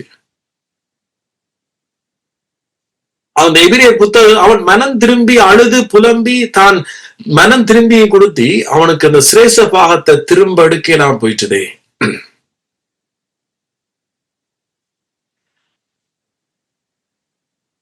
அவன் பிறகு அவனுடைய வாழ்க்கை பாத்தீங்கன்னு சொன்னா இவன் ஆசீர்வாதம் யாக்கோவுடைய ஆசீர்வாதம் இவனுக்கு போகல.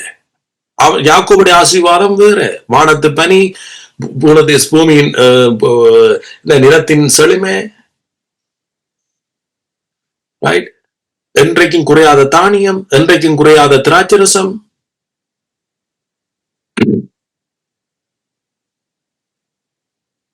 இதுதான் இயேசு கிறிஸ்து ஊடாக நமக்கு வந்தது.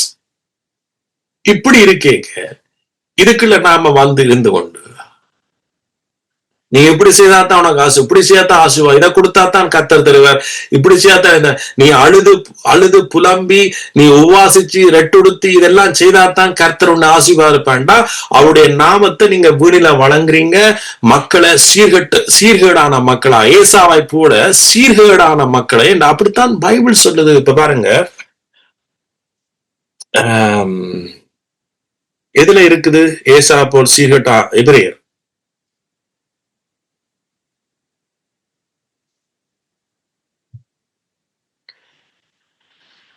எபிரேயர் 12:15 வசனம். எபிரேயர் 12:15. ஒருவனும் தேவனுடைய கிருபையை இழந்து போகாத படிக்கும், யாதொரு கசப்பான வேறு முளை தெலும்பி கலக்கம் உண்டாக்குறதுனால் அநேகர் தீட்டுப்படாத படிக்கும், ஒருவனும் வேசி கள்ளனாகவும் ஒருவேளை போஜனத்துக்காக தன் சேஷபாச புத்திர பாகத்தை விற்று போட்ட ஏசாவை போல சீர்கெட்டவனாயும் இராதபடிக்கு எச்சரிக்கிறார். பைபிள்ல சொல்ல சீர்கேடானது எது தெரியுமா?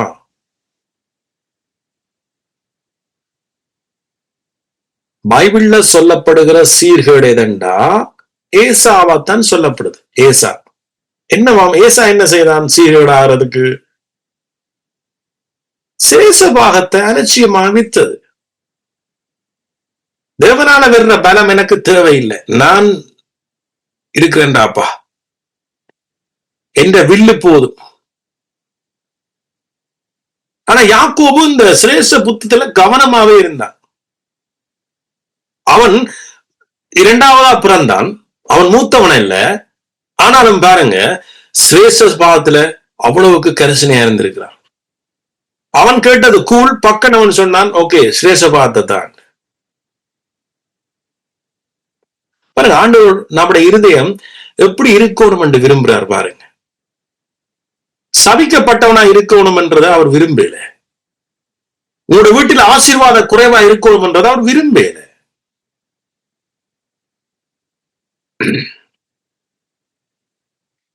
அவர் உங்களை விட உங்களை அதிகமா நேசிக்கிறார். அவர் உங்களை விட அதிகமா நேசிச்சபடியால்தான் தன்னூடாக, தன்னுடைய குமாரன் ஊடாக உங்களுக்கு முழு ஜெயத்தையும் தந்திருக்கிறார். ஆமீன். சோ இன்றைக்கு இது இந்த எபிரேயர் ஜூதர்களுக்கு ஸ்பெஷலாக எழுதப்பட்டபடியால ஜூதர்கள் அவர்களுக்கு தான் இதை சொல்றார், நீ ஏசாவை போல சீகட்டவனா இருக்காத. ரைட்? என்ற இஸ்ரவேலர்கள் அவர்கள் தான் முதல் பேரான கடவுள் தெரிஞ்சு உள்ளதுல முதல் பேர். அவர்கள் சிரேஷ்டபாவத்தை விட்டபடியால நாங்க இப்ப என்ன செய்யறோம், உள்ளுக்க வந்துட்டு. என்றாலும் இது இன்றைக்கு எங்களுக்கு கொஞ்சம் பிரயோசனப்படும். ஏண்டா நீங்க ஒருவரும், நீங்க எல்லாரும் கிறிஸ்துவுக்குள்ள வந்துட்டீங்க, ரைட்? ஆனா கிறிஸ்துவுக்குள்ள நீங்க வந்துட்டா, நாங்கள் வந்துட்டா, இல்லது இந்த செய்தியை கேட்கிற யாரென்றாலும் வந்துட்டா, ஆனா உங்களுடைய செய்கைகள், உங்களுடைய கிரியைகள் உங்களை யாரென்று வெளிப்படுத்த போஸ். சோ அப்படி அதுக்காக இதை நான் பேசுறேன் உங்களோட, ரைட்? இப்ப பாருங்க, நீங்க சீர்கெட்டவனா இருக்க வேண்டாம், ஏனென்றால் பிற்பாடு அவன் ஆசீர்வாதத்தை சுதந்திரித்துக் கொள்ள விரும்பியும் ஆகாதவர் என்று தள்ளப்பட்டதை அறிவீர்கள்.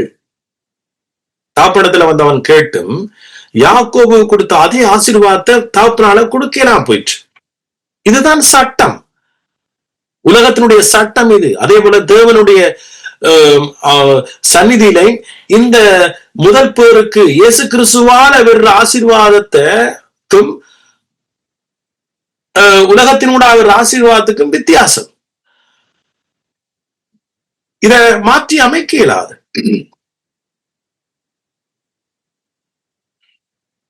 அவன் கண்ணீரோடும் கவலையோடும் தேடியும் மனம் மாறுதலை காணாமல் போனான். இவன் கண்ணீரோடு அழுதும் புலம்பியும் தாப்பனிடத்துல மனம் மாறுதலை காணாம போயிட்டான். இவன் நினைச்சான் அப்பா கூப்பிட்டு, ஈசாக்கு கூப்பிட்டு, இங்க வா யாக்கோபு, நீ என்ன ஏமாற்றிட்ட, இவனுக்கெல்லாம் உண்மையான சேஷவான் போகணும், நீ ஏமாற்றிட்டாய் என்று சொல்லி அப்பா மனம் மாறுவான் நினைச்சான். இல்ல, ஆசீர்வதிச்சதுதான். இயேசு கிறிஸ்துவால சிரேஷ்ட பாகத்தால போக வேண்டியது போனதுதான். அதே போல இன்றைக்கு எத்தனையோ விசுவாசிகள் அழுது புலம்புவார், ஆனா இந்த சத்தியத்தை அறியாம, அப்பா பிதாவே கடவுளே என்ன பார்க்க மாட்டீரோ, என்ற வியாதியை எடுக்க மாட்டீரோ, என்ற தரித்திரத்தை நீக்க மாட்டீரோ என்று அழுது புலம்புவார். ஆனா நான் சொல்றேன், நீங்க அழுது புலம்ப வேண்டிய அவசியம் இல்லை. நீங்க சரியான முறையில நீங்க யாரு, இயேசு யாரு, நீங்க சத்தியத்தை அறிஞ்சிருக்கா, சத்தியம் உங்களை விடுதலையாக்கும். ஆமேன். அன்றியும் தொடக்கூடியதும் அக்னி பற்றியமான மலையிடத்திற்கும் மந்தாரம் இருள் பெருங்காற்ற இவையிடத்திற்கும் இதெல்லாம் வாசி என்ன போனா டைம் எடுக்கும். ஆனா சுருக்கமா சொல்றேன். அதாவது அவர் என்ன சொல்றாருண்டா, மோசேக்கு சீனாய் மலையில மோசே ஊடாக அந்த நியாயப்பிரமாணத்தை கொடுக்க, அது எப்படி ஒரு பெரிய சம்பவம் அந்த இடத்துல நடந்ததா. அந்த மலைக்கு நீங்க சேரலையா, ஆனா நீங்க மாறாக நீங்க எங்க வந்தீங்களாம், சீயோன் மலையினிடத்திற்கும் ஜீவனுள்ள தேவனுடைய நகரமாகிய பரம எருசலேம் இடத்திற்கும் 1000-16,000 தேவ தூதரிடத்திற்கும் பரலோகத்தில் பெயர் எழுதியிருக்கிற முதல் பேரானவர்களின் சங்கம், முதல் பேரானவர்கள் இயேசுவினால பெற்றெடுக்கப்பட்ட சங்கம் சபையினிடத்திற்கும் யாவருக்கும் நியாயாதிபதியா தேவனிடத்திற்கும் பூரணம் ஆக்கப்பட்ட நீதிமான்கள், பூரணமாக்கப்பட்ட நீதிமான் யாரு? நாங்க ஆவிகளிடத்திற்கும் புது உடன்படிக்கையின் மத்தியஸ்தராகிய இயேசு கிறிஸ்துவிடத்திற்கும் ஆவியனுடைய ரத்தம் பேசினதை பார்க்கிலும் நன்மையானவர்களை பேசுகிற ரத்தமாகிய தெளிக்கப்பட்ட இயேசு கிறிஸ்துடைய ரத்தத்தினிடத்திற்கும் வந்து சேர்ந்தீர்கள். ஆமென்.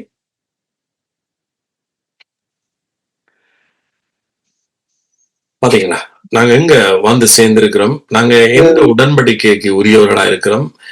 எப்பேற்பட்ட ஆக்களா இருக்கிறோம்? அப்ப ஏசாவை போல இன்றைக்கு சீர்கெட்டவர்களா? மற்றது இன்னும் கொண்டு ஒரு வசனத்தை பாவச்சிக்கிற பாத்தீங்களா, வேசிக்கள்ளன் என்று சொல்றேன். இந்த எபிரேயர்ல அவன் ஒரு வேசிக்கள்ளன் என்று சொல்ற பாருங்க. நாங்க இன்றைக்கு வேசி என்று சொன்னா எப்படி எப்படி யார பாக்குறோம் என்று சொன்னா, உலகத்துல வேசியா இருக்கிறவர்களை தான் பார்க்கிறோம். அதுவும் தப்பு தான். ஆனா இங்க பைபிள்ல சொல்லப்படுகிறது என்ன? வேசிக்கள்ளன்.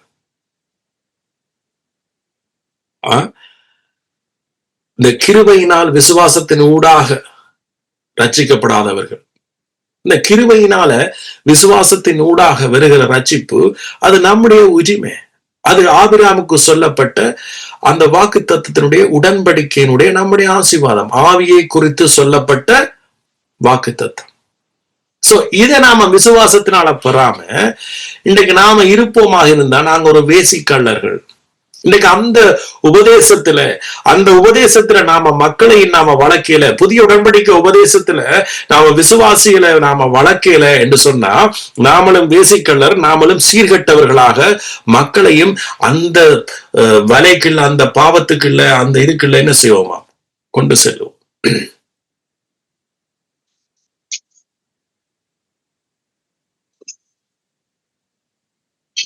ஆமென். சோ ஆகவே நீங்க இன்றையில இருந்து நீங்க என்ன செய்யணும்? நீங்க யார் எப்படி என்றதை நீங்க என்ன செய்யணும்? நம்பி கிறிஸ்துவுக்கு நீங்க இளைப்பாருங்க. உங்களோட ஆத்துமா இளைப்பாரட்டும். நீங்க பிசாசு உங்களிடத்துல கொள்ளையிட்ட எல்லாத்தையும் இயேசு மீட்டு தந்துட்டு. ஆமென். அந்த அறிவு உங்கள்ட்ட இருக்கணும். நான் இந்த பூமியில பிறக்கைக்கு எனக்கு சொந்தமாக, எனக்கு உரிமையாக எல்லாத்தையும் இயேசு தந்துதான் இந்த பூமியில கொண்டு வந்த. ஆனா எங்கட மனங்களை கூட பிசாசு கொள்ளையிட்டுட்டான். எங்கட மனசுல இருக்க வேண்டிய உண்மைகள் கூட பிசாசு கொள்ளையிட்டுட்டான். சோ எங்கட மனசுல முதல் அவன் கொள்ளையிட்டபடியாலதான் நாங்க எங்கட ஆசீர்வாதத்தை அனுபவிக்க முடியாம போனோம்.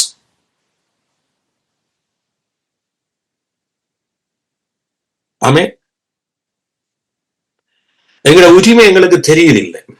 இப்ப சொல்லுவாங்க சில வேளை உலகத்துல, அல்லது நீங்க உங்களோட நாட்டில இருக்கிற பொழுது உங்க நாட்டில இருக்கிற உரிமை உங்களுக்கு தெரியாத பட்சத்துல அது உங்களுக்கு பலன் செய்யாத போலதான். சோ நீங்க கிறிஸ்துவுக்குள் உங்களோட உரிமை தெரியாத பட்சத்துல அது உங்களுக்கு தூரமாத்தான் இருக்க போஸ். சோ ஆபிரகாமுடைய குமாரத்திய நான் இந்த கட்டிலிருந்து அவிழ்ப்பது எனக்கு உரிமை இல்லையோ என்று உலகத்தை உண்டாக்கின கடவுளை மனுஷனை பார்த்து கேட்கிற அவ்வளவுக்கு மூட நம்பிக்கையாக உலகம் இருக்குது இன்றைக்கு. சோ அப்ப நீங்க இது எல்லாத்தையும் கடந்து நீங்க உங்களோட உரிமையை நீங்க என்ன செய்யணும்? விசுவாசத்தின் ஊடாக, உங்களோட மனசின் ஊடாக. அப்ப இன்னும் ஒரு வசனத்தை பாவிச்சார் பாத்தீங்களா? முதல் கொரிந்தியர்ல என்ன 1 கொரிந்தியர் 15 நான் சொன்னேனே, நீங்க உறுதியாக அசைக்கப்படாதவர்களா இருங்க. உறுதி இருக்கணும், உங்களுக்கு அசைக்கப்படாதவர்களா இருக்கணும். என்ன, எனக்கு ஜெயம் இயேசுவால வந்தது. ஆமென். இப்ப உங்களோட டாக்டர்ஸோ இல்ல உங்களுடைய ரிப்போர்ட்டோ நெகட்டிவா வர்ற பொழுது, ரைட்? சோ எங்களுக்கு முதலாவது தெரியும்,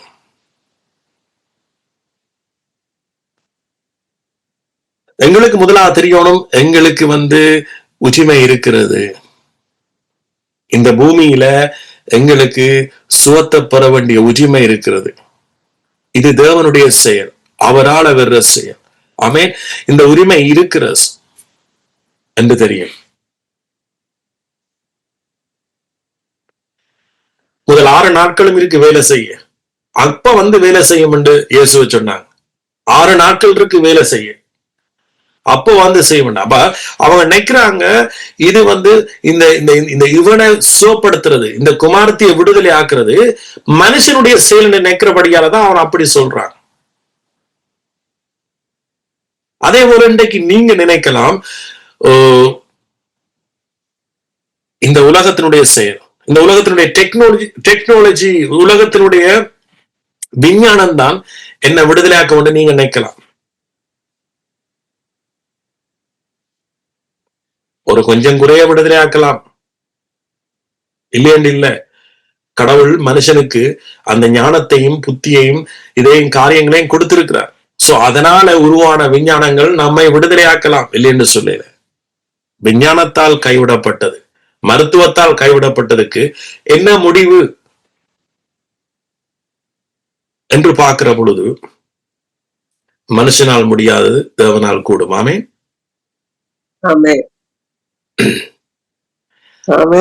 ஆகவே நாம நினைக்க கூடாது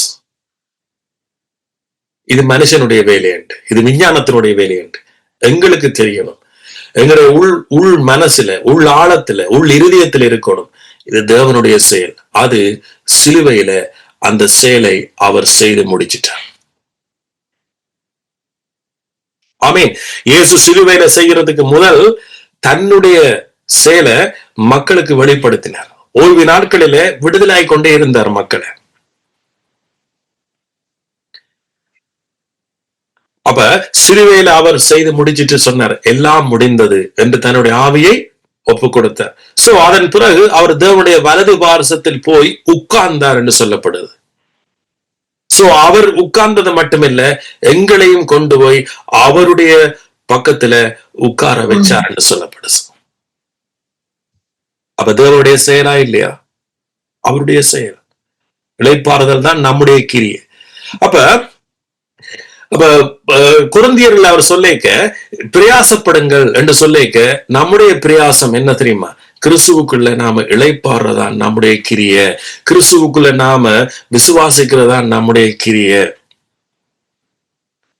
ஆமீன். அவனை 38 வருஷமாய் படுக்கைய இருந்தவன சொன்னார், நீ எழுந்து நட படுக்கையை எடுத்து கொண்டு போ. அவனுடைய கிரியை என்னவா இருந்துச்சு? அவனுடைய படுக்கையை எடுத்துட்டு போன. அதே போல உங்களோட வாழ்க்கையில நீங்க படுற பிரயாசம், நீங்க படுகிற காரியம் என்ன சொல்லுங்க? கிறிஸ்துவுக்குள்ள நீங்க அவருக்குள்ள இளைப்பாறதுக்கு கிரிகளை நடப்பீங்க. ஒரு மனுஷன் இளைப்பாறதுக்கு கிரியை நடப்பீங்க. சோ ஆகவே இப்படி நீங்க போகிற பொழுது உங்களுக்குள்ள பெரிய பெரிய வெற்றியில் நீங்க காணுவீங்க. ஏண்டா ஏற்கனவே உங்களுக்கு அது சொந்தமா இருக்கு. ஆனா நீங்க அதை என்ன செய்வீங்க? நாளுக்கு நாள் அதை சுதந்திரிப்பீங்க, அனுபவிப்பீங்க. ஆமே.